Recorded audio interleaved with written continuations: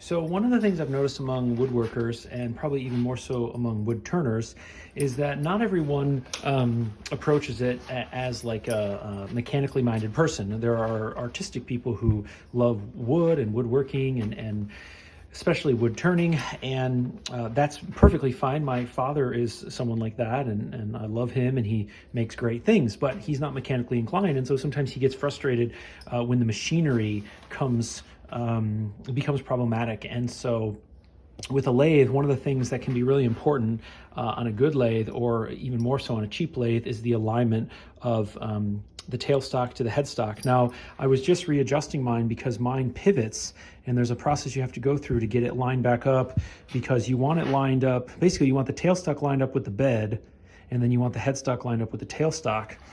Because you want things to be, coplanar and things like that, and within the same axis. And that's sometimes easier said than done. And there's a few sort of false positives that you can have. So one thing you can do is you can pull the tailstock forward and see how close these two little tips come. But that is not a really perfect indicator, because you could have, as I'm going to illustrate with these drill bits, the tips can be perfectly aligned, but one of them can be like that.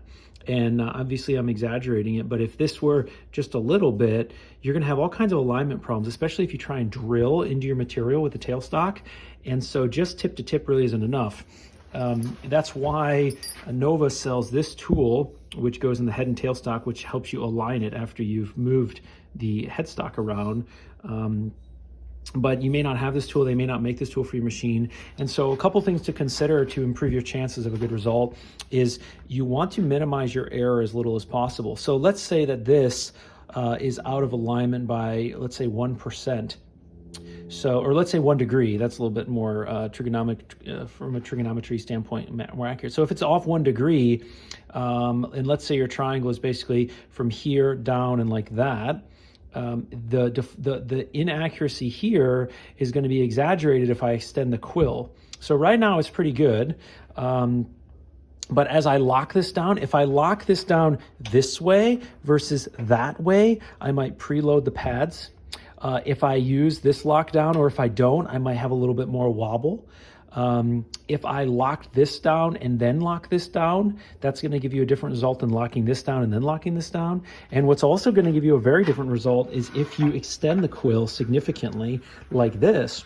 So sometimes you might do this because you don't even really think about, if that causes a problem, but sometimes you might do that so you can get your tool rest in between without running into stuff. And so sometimes it's kind of more convenient to do that. And what you'll see now, and I'll bring you in close for that, is you'll see that this is actually now kind of out of alignment, or at least more out of alignment than it used to be. So if I go, there you can kind of see. That's the other thing is, it might be perfectly in alignment up and down horizontally, but then vertically, it's out of alignment. And so I know that I didn't do a very good job with that, or something with this could be wrong. Now, to that point, something else to consider, and I'm gonna pull this tailstock off really quick, just show you this. So on the bottom, you have this big pad, and that's what does the clamping. Now on this one, you can adjust some things like here and here, but you'll notice that I have these two blue markings, and that's because those blue markings go in first. You could spin this around like this, or like this, or this, and you're gonna get variation if you do that. This is really heavy, I'm gonna put it down.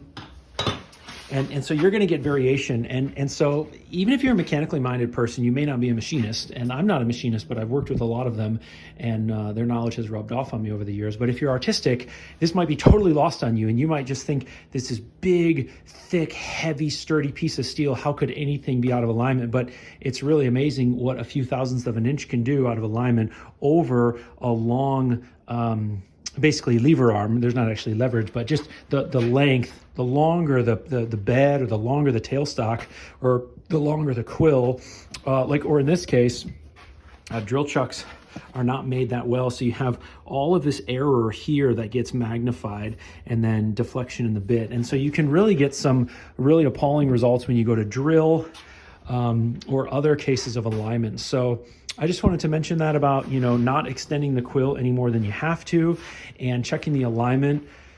of your setup with the quill fully extended and fully not extended at all. And then also just thinking about the orientation of like these hold down pads. So if you take the tailstock off, mark it and put it back on the same way, because you'll get variation and it can really haunt you, especially if you're 10 hours into a really beautiful project and then, you know, you have to flip the project around and all of a sudden you're out of alignment. So anyway, bit of an instructional video there. Maybe it'll help someone not tear out their hair as much as I have over the years with this stuff. But yeah, I hope that was helpful. If not, give it a thumbs down. Go check out Stuart Batty. He's a lot smarter than I am, and I've learned a lot of this stuff from him. And other than that, have a great day, folks. Bye-bye.